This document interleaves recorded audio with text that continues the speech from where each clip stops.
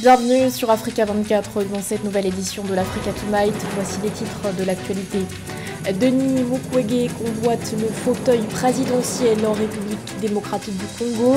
Le prix Nobel de la paix a annoncé sa candidature lors d'un discours tenu ce 2 octobre à Kinshasa. Discours durant lequel il est notamment revenu sur la situation des droits humains dans le pays.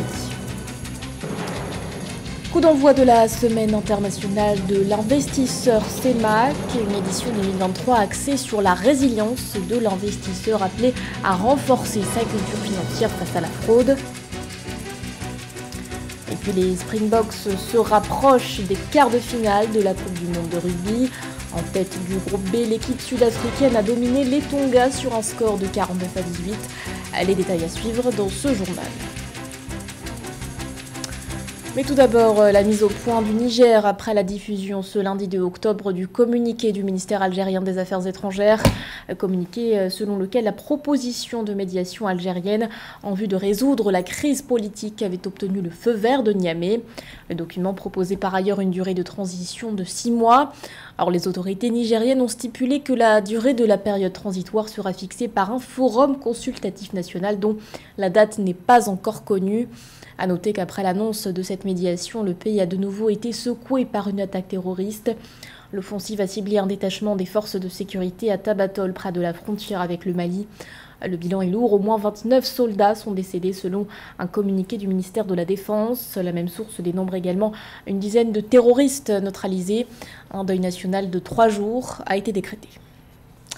À 2 mois de l'élection présidentielle en République démocratique du Congo, une nouvelle personnalité s'est ajoutée à la liste des candidats briguant la magistrature suprême.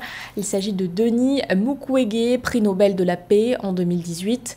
Ce lundi 2 octobre, le célèbre gynécologue a fait part de ses ambitions présidentielles devant une centaine de personnes réunies dans une salle de conférence à Kinshasa. Lors de ce scrutin prévu le 20 décembre prochain, il sera notamment face au président sortant, Félix Tshisekedi. Nana Kamsukom. Denis Mukwege, gynécologue chirurgien, lauréat du prix Nobel en 2018 pour ses efforts dans la lutte contre l'utilisation des violences sexuelles faites aux femmes comme arme de guerre, espère maintenant apporter sa contribution à la résolution des problèmes auxquels la République démocratique du Congo est confrontée. Le médecin de 68 ans a fondé l'hôpital de Panzi dans l'est de la RDC pendant une période de conflit en 1999, soignant des centaines de victimes de viols et témoignant des blessures et des maladies qui leur étaient infligées. En septembre 2023, avant qu'il ne confirme sa candidature, des membres de la société civile s'étaient rendus en masse à son hôpital de Bukavu, dans l'est de la République démocratique du Congo, pour lui remettre un chèque correspondant au montant de la caution nécessaire pour se présenter à l'élection présidentielle, en signe de leur support. S'il n'y a pas fraude électorale, le docteur Mukwege a toutes les chances de remporter cette élection présidentielle parce que, il est issu de la société civile, donc on peut le considérer comme vierge politiquement dans un pays où toute la classe politique est discréditée. Ensuite, le docteur Mukwege a le profil du job. C'est un professeur d'université, c'est un médecin célèbre, c'est un pasteur dans un pays à plus de 90% chrétien.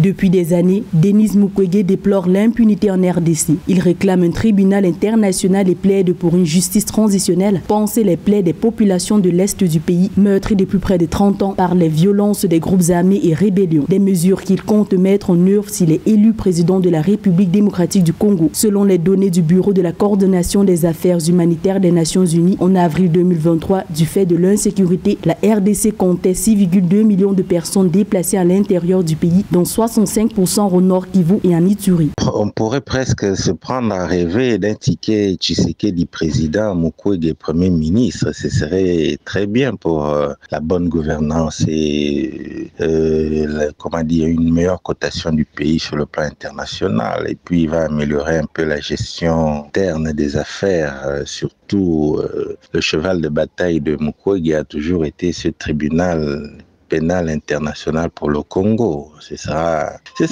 pourrait être un ticket intéressant. Bon, évidemment, là, c'est le peuple qui va décider, encore une fois. La candidature de Denis Mukwege à la présidentielle 2023 en RDC s'ajoute à celle des personnalités comme Martin Fayulu de la coalition d'opposition Lamuka, arrivé deuxième à la présidentielle de décembre 2018 avec 34,8% des voix. Le président de la République sortant, Félix Tshisekedi, est candidat à sa succession. Il était investi le 1er octobre candidat de l'Union sacrée, coalition de partis de la majorité au pouvoir. On reste en République démocratique du Congo où parallèlement, 4 officiers ont été condamnés par la justice militaire ce 2 octobre. Ils étaient jugés pour la répression d'une manifestation tenue en août dernier à Goma, ville de la province du Nord Kivu à l'Est. Une manifestation qui avait fait plus de 50 morts. Sur la liste des officiers qui ont écopé d'une peine figure le colonel Mike Mikombe. Le militaire a été condamné à mort, une peine commuée en réclusion à perpétuité puisque la peine capitale n'est plus appliquée depuis 20 ans dans le pays. Les 3 autres officiers ont quant à eux été condamnés à 10 ans de prison. Notons également que 2 militaires ont été acquittés. À l'heure où l'insécurité sévit en Haïti, le Conseil de sécurité de l'ONU a autorisé ce lundi le déploiement d'une force multinationale, une force composée de policiers et de militaires et qui sera dirigée par le Kenya. Objectif, lutter contre les violences des bandes armées qui ont fait plus de 2400 morts depuis le début de l'année selon l'ONU. Aïcha Moyouzami.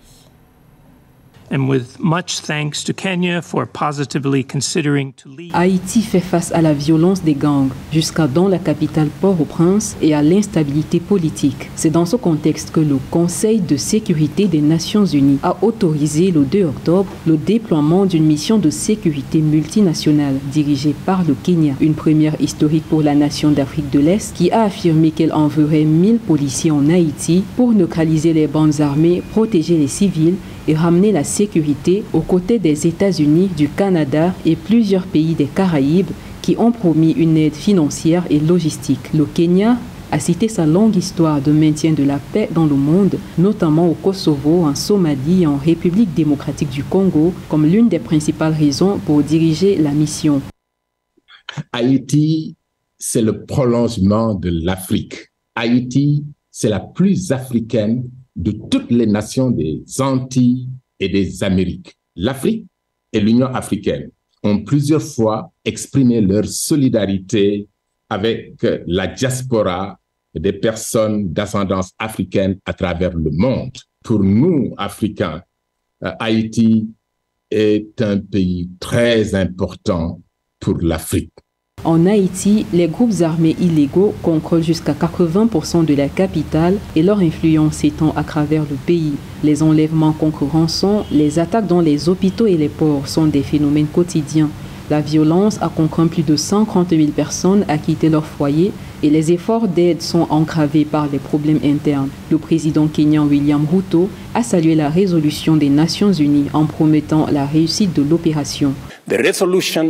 La résolution marque un moment important dans l'histoire du multilatéralisme mondial alors que nous engageons une action collective internationale qui place la sécurité et la dignité humaine au même niveau que la sécurité et la souveraineté des États et permet aux nations du monde de s'acquitter d'un devoir moral collectif de garantir justice et sécurité pour tous les peuples de toutes les nations.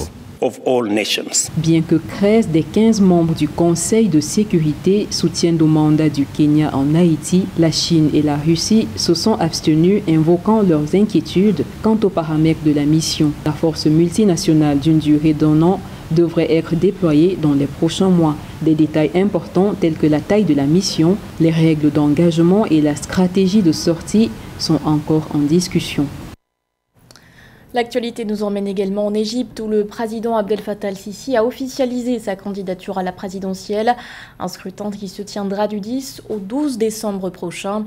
Le chef de l'État qui brigue un 3e mandat l'a confirmé ce 2 octobre à l'issue d'une conférence de 3 jours. Le dirigeant égyptien affirme vouloir conserver le fauteuil présidentiel pour continuer à rêver avec un nouveau mandat. Il a par ailleurs appelé les Égyptiens à faire de l'élection présidentielle un vrai début d'une vie politique pluraliste et diversifiée. Résilience des investisseurs, les risques associés aux crypto-actifs et finances durables, tel est le thème de l'édition 2023 de la Semaine internationale de l'investisseur CEMAC qui s'est ouverte ce 3 octobre. L'enjeu de cet événement, renforcer la culture financière de l'investisseur afin de mieux le protéger face à la fraude. Catherine Gombe. En 2021, les investissements directs étrangers, IDE, vers les pays africains ont atteint un niveau record de 83 milliards de dollars, dont 26 milliards en Afrique centrale, selon le rapport 2022 sur l'investissement dans le monde de la CNUSED publié le 9 juin 2023. C'est plus du double du total enregistré en 2020, alors que la pandémie de Covid-19 a pesé lourdement sur les flux d'investissement vers le continent. Les activités de la 6e édition de la Semaine internationale de l'investisseur en Afrique centrale, annoncée du 3 au 9 octobre 2023 à Douala au Cameroun, s'appuie sur des problématiques liées aux enjeux de la protection de l'investisseur, de détails dans les nouveaux produits financiers. Quand vous dites « je veux investir, mais je veux être sûr que c'est sûr », ça n'existe pas. Pour gagner de l'argent, il faut prendre des risques. Maintenant, chacun, effectivement, a sa, on va dire, le niveau de risque, en fait, auquel il est prêt à se soumettre pour gagner de l'argent. Donc, en général, plus vous faites des efforts, même dans la vie de tous les jours, en général, plus les résultats sont grands. En effet, avec l'arrivée de cryptoactifs, nouveaux produits sur le marché financier, les investisseurs font face à des fraudes et des escroqueries. L'éducation de l'investisseur devient dès lors un enjeu, tout comme la mise en œuvre de dispositifs réglementaires spécifiques qui s'adaptent à la digitalisation de coffres et au parcours clé de nouveau aux primo-investisseurs sur le marché des capitaux. Résilient, c'est un portefeuille, justement, comme on l'a dit, qui est capable d'absorber les chocs et grâce auquel vous serez potentiellement plus riche demain. De manière à ce que si un choc, effectivement, se produit, il y a quand même une partie en fait de votre richesse qui est préservée. Et donc, comme tous ces risques-là ne peuvent pas se réaliser en fait en même temps, ben en fait, si votre portefeuille est diversifié, vous avez quand même plus de chances de devenir plus riche tout en préservant votre capital. Au cours de la Semaine internationale de l'investisseur SEMAC, la COSUMAF prévoit des rencontres B2B entre le public, potentiels investisseurs et les intermédiaires financiers, banques, sociétés d'assurance, fonds d'investissement, sociétés de gestion, conseillers en investissement financier. La rentrée des classes approche au Sénégal. Le 5 octobre prochain, les élèves reprendront le chemin de l'école. Mais à quelques jours de la rentrée scolaire, 52 écoles ne sont pas fonctionnelles dans la région de Ziguinchor. L'inspecteur d'académie Cherfaye a expliqué qu'une trentaine de ces 52 écoles avaient subi des dégâts matériels en raison des manifestations de juin 2023. Cher Omar Camara. À l'approche de la rentrée scolaire, la ville sénégalaise de Ziguinchor fait face à une crise. En fait, au moins 52 écoles de la région restent fermées, privant ainsi des centaines d'enfants du droit fondamental à l'éducation. Une situation qui suscite des inquiétudes quant à l'avenir de l'éducation des jeunes et appelle à une action urgente pour remédier à la situation. Lors d'une réunion préparatoire à la rentrée scolaire du 30 septembre 2023, les autorités de la ville de Ziguinchor ont indiqué que certaines de ces écoles avaient subi d'importants dégâts du fait des manifestations de juin 2023, tandis que d'autres ont été inondées. Nous avons connu une trentaine d'établissements et écoles qui ont subi des dégâts matériels lors des manifestations de juin 2023. Et séance tenante pour parachever l'année scolaire et également entamer l'année scolaire commençante comme ça avec sérénité, on avait élaboré un plan de contingence articulé autour de plusieurs axes, dont la mobilisation de matériel et de consommables d'urgence pour permettre aux établissements de faire les tâches de fin d'année, c'est-à-dire de tenir les évaluations du second semestre, organiser les examens scolaires. Pour garantir l'éducation primaire universelle, les autorités sénégalaises travaillent d'arrache-pied pour trouver des solutions efficaces pour la réouverture de ces écoles dans les meilleurs délais. On manque de personnel enseignant qui tourne autour de 258 enseignants qu'il faudra véritablement combler. Il y a également un déficit de tableaux-bancs qui tourne autour de 21 063 tableaux-bancs qu'il faudra véritablement rechercher. Mais au-delà de ces déficits, nous avons quand même noté des efforts extraordinaires de l'État pour remplacer les abris provisoires. En raison du procès de l'opposant et maire de Ziguinchor en mai 2023, le secteur de l'éducation avait été paralysé par les violences dues aux manifestations. et certains observateurs craignent qu'une réouverture partielle des écoles à Ziguinchor puisse contribuer à une baisse du niveau d'éducation dans cette région où le taux de scolarisation en collège et lycée n'égale. Un mot de sport à présent avec l'Afrique du Sud qui a pris une sérieuse option dans la course à la qualification au quart de finale de la Coupe du Monde de rugby. Les Springboks se sont imposés le 1er octobre face au Tonga au stade Vélodrome de Marseille. Score final 49-18. Retour sur ce match avec Aïcha Moyouzame. L'Afrique du Sud est à un match de la qualification pour les quarts de finale à la Coupe du Monde de rugby. Dans une partie opposant les Springboks aux Aigles de mer le 1er octobre à Marseille, l'équipe sud-africaine a mis toutes les chances de son côté en glanant le plus de points possible sur une rencontre et les 5 remportés grâce au bonus offensif acquis par Jesse Cruel à la 49e minute. Alors que l'équipe de Tonga a montré de belles performances, notamment en première mi-temps, en inscrivant le premier essai par Bentame Ifuna à la 38e minute, les Springboks ont réagi en seconde période pour inscrire 4 essais supplémentaires. On savait que les Tongiens n'allaient pas se laisser faire. On a commis quelques erreurs, mais on s'est battu jusqu'au bout et je suis fier de la performance de tous les joueurs.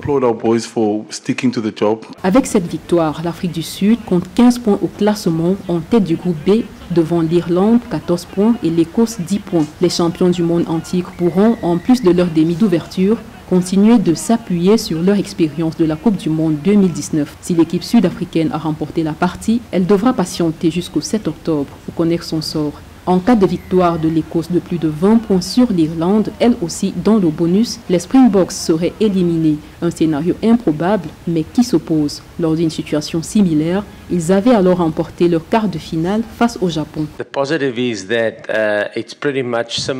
point positif, c'est qu'on a déjà vécu cela en 2019. On avait fini les matchs de poule assez tôt et il y avait une douzaine de jours avant le match d'écart contre le Japon. Cela avait bien marché pour nous à l'époque. On va se reposer 2 ou 3 jours et ensuite on va se préparer pour les échéances à venir. On va laisser les joueurs souffler un peu avant de se concentrer sur ce qu'on peut améliorer de notre côté et après on se concentrera sur notre adversaire.